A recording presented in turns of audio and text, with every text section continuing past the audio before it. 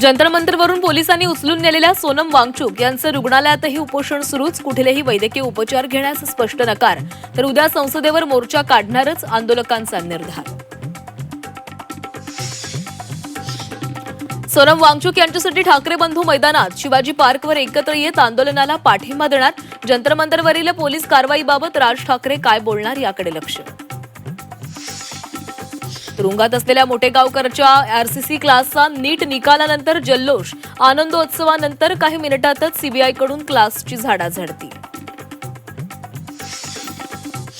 उद्धव ठाकरेंना मोठा धक्का. 6 फुटीर खासदारांच्या गटाला शिवसेनेतील विलिनीकरणाला लोकसभा अध्यक्षांकडून मान्यता.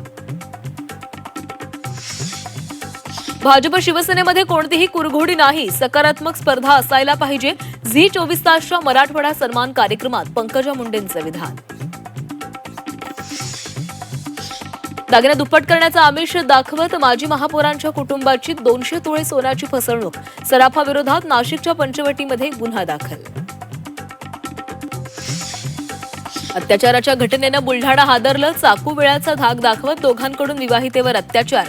मलकापूर पोलिसांमध्ये गुन्हा दाखल. आरोपींचा शोध सुरू.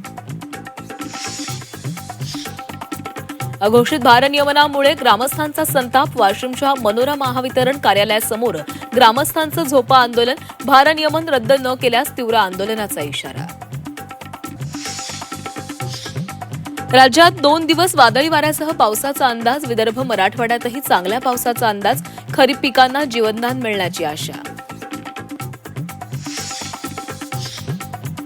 जम्मू काश्मीरमध्ये मुसळधार पावसाचं थैमान. राजौरीमध्ये पुरामुळे जनजीवन विस्कळीत. तर खराब हवामानामुळे वैष्णोदेवी यात्राही स्थगित. संत ज्ञानेश्वर माऊलींच्या पालखीचा आज सोलापुरात प्रवेश. नातेपुते इथं पालखीचा मुक्काम. तर तुकोबांची पालखी इंदापूरकडे मार्गस्थ. पालखीचा मुक्काम आज सराटीमध्ये.